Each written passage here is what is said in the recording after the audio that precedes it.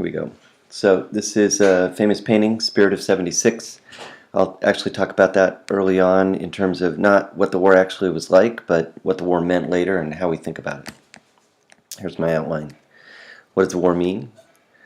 Type of war, the objectives and strategies of the two sides, the idea that there was in some aspects a civil war, Patriot versus Tory, the role of the slaves, the role of the Native Americans, phases of the war, and conclusions. What does the American Revolution mean?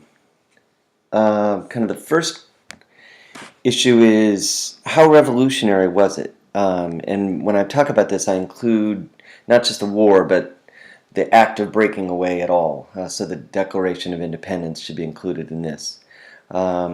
In some aspects, it can be considered a massive event in world history. A group of people breaking off from a dictatorship, a monarchy, and forming their own republic. In the other perspective, it really wasn't that big of a revolution, and you can contrast it with the major revolutions in world history, which you should remember from the past 2 years. The French, the Russian, the Chinese Revolution, those were social revolutions that overturned the existing order. You know, the elite got taken out, and a whole new class system and governing system was put in place. And the American Revolution wasn't that.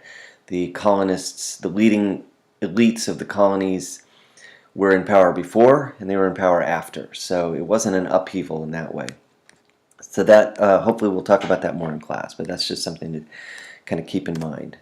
The other kind of key thing is the place that the American Revolution holds in our view of ourselves and how we remember it. And I think you could spend a whole course on this, but three things. One is it helped cement our idea of us, at least in our early years, as underdogs and as rebels. We made that into a positive thing, kind of the defiant ones, and that plays into our sense of ourselves. And then as winners, we won the war, and we think of ourselves as a winning nation. Hopefully, again, I'll have more to say about both these questions or issues in class in the next few days. The type of war. The Revolutionary War is a very interesting war. It included a large military. The British, at one time, they had 80,000 troops, 50,000 British soldiers and 30,000 Hessians. And at the same time, this is about 1780, a few years into the war, near the end, Washington had about 5,000 troops. So it was a mismatch. But it was, like many wars of independence, fought in the homeland of the smaller side. And those two factors, a big, huge military power against a much smaller, weaker group, but fighting in their home country, kind of sets the terms of the war. Washington initially tries to fight a traditional war, 1700 style, and eventually gives that up for what we would call today guerrilla tactics, more hit and run and avoiding large-scale battles. Washington's strategy is basically to not get caught in a real battle, just to avoid war or avoid battle if he can. So it's more for him a game of like hide and seek or avoiding getting tagged. The larger side, the British, win most of the major battles, but they somehow lose the war. And it's because Washington and the Continental Army and the Continental Congress were able to outlast the British until they got tired of fighting. So the British didn't so much lose the war as just choose not to continue. A good analogy is to the Vietnam War. All of those factors, large versus small military, fought in the homeland of the smaller side, guerrilla tactics, The strategy of the Vietnamese, as opposed to Washington, larger side wins most of the battle, tires of war, gives up, were true in the Vietnam War. They're not the same war, but they're separated by 200 years, but there are a lot of similarities. It's a classic war of independence. War objectives and strategy. For the British, they want to get that Continental Army and destroy it. They secondarily want to capture the rebel leaders, either Congress, led by John Adams, and George Washington. They want to secondarily kind of slowly strangle the Americans, capture the major ports, cut off their trade, and then stifle the resistance. They want to break the rebellion.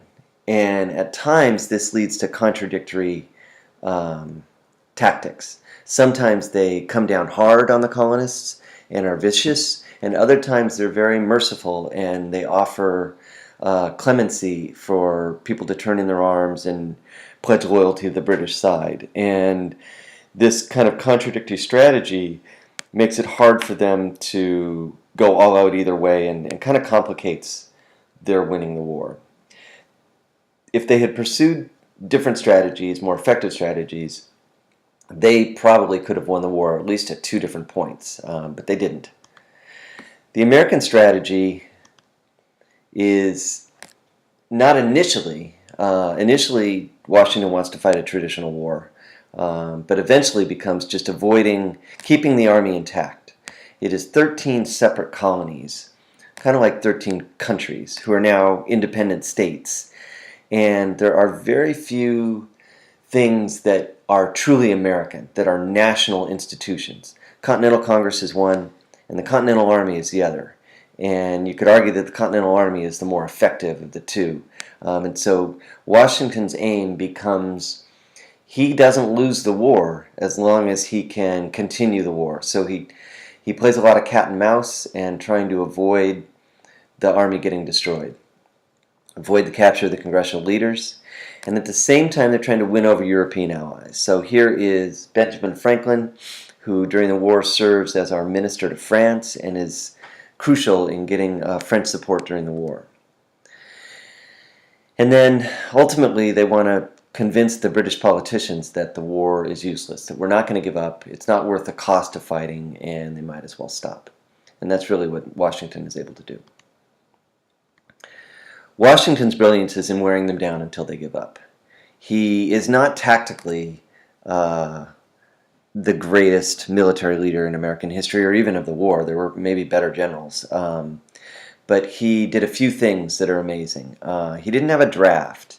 His soldiers served voluntarily for the most part and could quit after a 6-month or 1-year enlistment, and he had to get them to sign up again. So he is at his best in terms of motivating and inspiring the soldiers as to this is why we fight. And he does it with almost no resources. None of the 13 colonies have to contribute to the war. The Continental Congress is begging for contributions to the war. It's not a strong country financially, so there's not much they can do, and Washington has to make do with almost nothing. And it is amazing what he accomplishes without really many food provisions, not proper supplies for his soldiers. Those kind of twin elements, the motivation and the holding it together with limited resources, is really what Washington should be remembered for. A lot of that is him serving as a personal role model. He never complained. He was tough. He endured similar conditions to his men. He was stoic. He is, in his personal style, he was an inspiration. An interesting kind of underrated part of the war is that it was a civil war. It wasn't really the way we think of it today, of British versus Americans. It was British versus British colonists. So that's number one. It was also fought between colonists. So those who supported the revolution were called Whigs. Those who supported the British side were called Loyalists or Tories. So it was patriots versus Tories, very much so. And it got vicious. In New York and New Jersey, in New Jersey especially, there were many, many loyalists or Tories. In the South, the British hoped to arouse the loyalists and get them to join the British side, and the fighting between the two is especially vicious there. John Adams has famously said that a third of the colonists supported the Revolution, a third of the colonists supported the British, and a third didn't care. And that's probably an exaggeration. They figure there were more like about a fifth of the colonists were loyalists. But the point is still clear that the 13 colonies were very divided, or the people of the colonies were very divided as to whether they should support the war, and that complicates it. At the same time, those who did support the war were instrumental in winning it. Farmers, workmen, tradesmen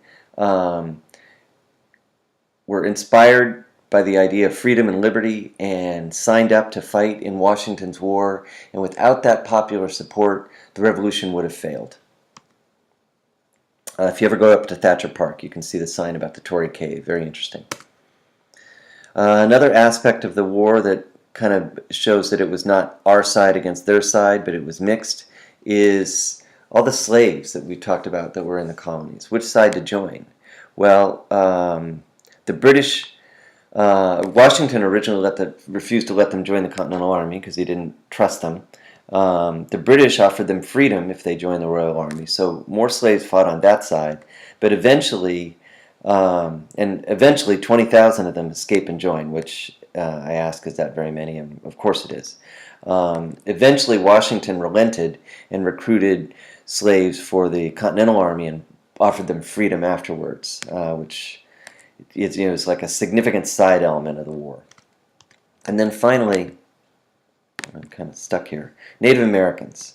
Question would be, which side did they assist the most and why? And it should be clear that they would opt more for the British side because the Americans were here and encroaching on their land, and so they looked to, the enemy of my enemy is my friend, so they tend to side with the British.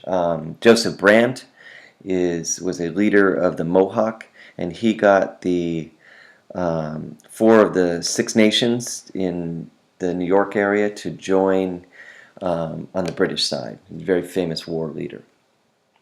So all 3 of those elements kind of add up to it being more of a civil war than we might think of it.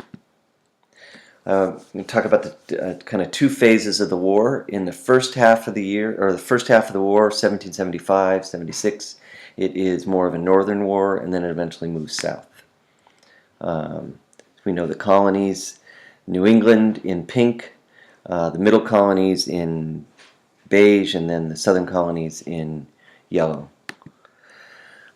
The key dates in the Northern War were before the Revolution, before the Declaration was even declared. There are the battles, like I talked about, in Lexington and Concord and Bunker Hill.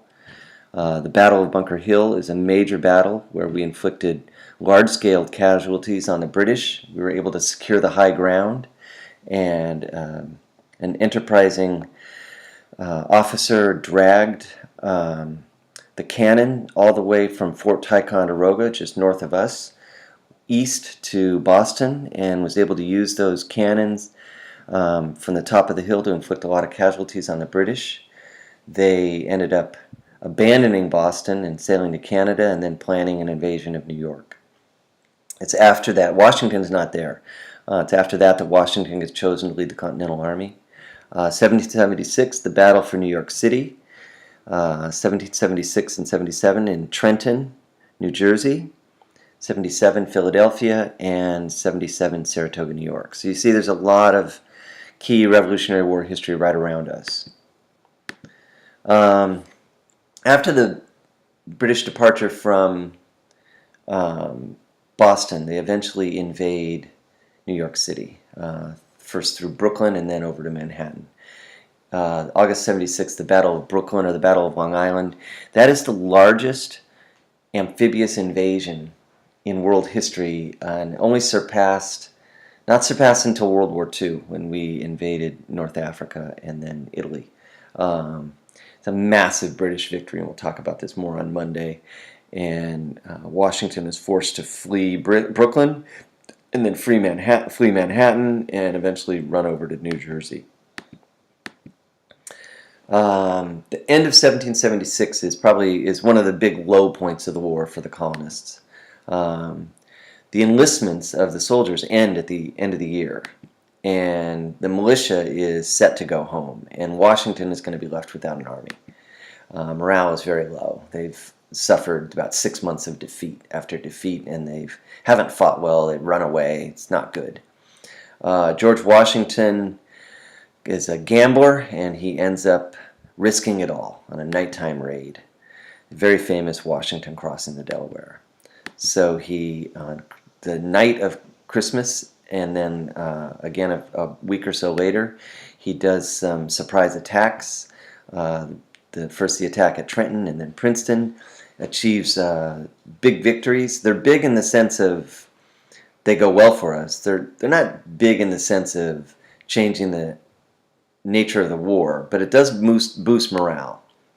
And the importance is he keeps the army going. Enough people sign up and re-enlist that he can keep fighting. It doesn't actually help them win the war in any major way. From there, he retreats to near Philadelphia, and he gets defeated in some major battles.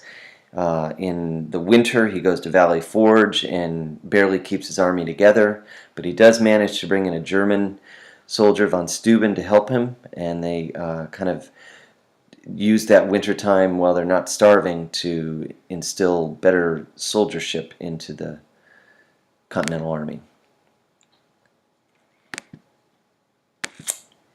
Saratoga. Saratoga is a turning point of the war. The British strategy is to come south from Montreal, Canada with General Burgoyne, and north from Philadelphia with another force, and meet and kind of control the Hudson River to Lake Champlain territory, and cut New England off from the rest of the country, and that's where most of the rebelliousness is, so they kind of isolate it. The Southern Army from Philadelphia never comes up, and the American Army scores a surprising victory. It is the really only major battle that the Americans win in the entire war, but it's a big one. And the aftermath is the British adopt a new strategy, and they stop trying to do that, move on to the second phase of the war, and more importantly, European countries take notice that, hey, maybe the Americans have a chance to win this thing, and that is when Franklin and others successfully get the French and the Spanish and the Dutch to assist in the war effort, which is critical. So the war moves to the south. The British hope that there's a lot of loyalist sentiment there, and they are going to kind of arouse it and use that as a way to peel off. Now they're going to peel off the southern colonies if they can. They're successful. They capture some major cities, Savannah, Charleston, but they're not successful because they can't control the countryside very well. And the fighting in the South is probably the most vicious in the war. It's been called kind of terroristic on both sides. Vicious treatment even of civilians by both sides, and a lot of wartime atrocities. The Mel Gibson movie The Patriot is kind of loosely based on that sort of thing. That's supposed to say Yorktown. That is the Battle of Yorktown. And that's the final battle of the war. Yorktown is in Virginia, as you can see from the map. British General Cornwallis marches north and ends up getting kind of cornered there by American troops coming south and French troops. And then critically, the French fleet with de Grasse coming from the Caribbean and de Barras coming from the north is able to keep out the British fleet from resupplying the British troops, and so there's a siege of the fort there, and eventually Washington is able to get close enough by kind of digging trenches that he can use artillery and cannon to bombard the fort, and once that happens, Cornwallis has to surrender. The war didn't have to be over at that point. The British could have sent more troops. They could have kept fighting, but after 6 years of war, they decide that the colonies are not going to be easily subdued and it's not worth it. So they begin treaty negotiations, and 2 years later, in 1783, the war is officially ended. But Yorktown's the last major battle. Conclusions. How big of an upset? It's a big upset. A young upstart group of colonists has defeated the mightiest army and navy in the world at the time. It's a big upset. The reasons for victory are many. I'm just going to go over them very quickly and we'll talk about them in class. 1, the size of the colonies makes it hard for them to be conquered. 2, the British mistake of not taking more advantage of the Loyalists. 3, the tactics the Americans used, the guerrilla tactics, the hit and run. 4, Washington's strategy of avoiding large-scale confrontations. 5, and very, very critical, the intervention of France, Spain, and the Netherlands, both financially and providing military support. And then 6, the popular support that the Revolution had in the colonies. And I've already talked about Washington's importance. It wasn't battlefield brilliance, but he was nevertheless indispensable. There's the great man theory of history is that you can put too much stock in one person to able to turn the events of history. And if it hadn't been Washington, there might have been somebody else. But I would agree that without him, the war may not have been won. That's it. 22 minutes. I will see you in class.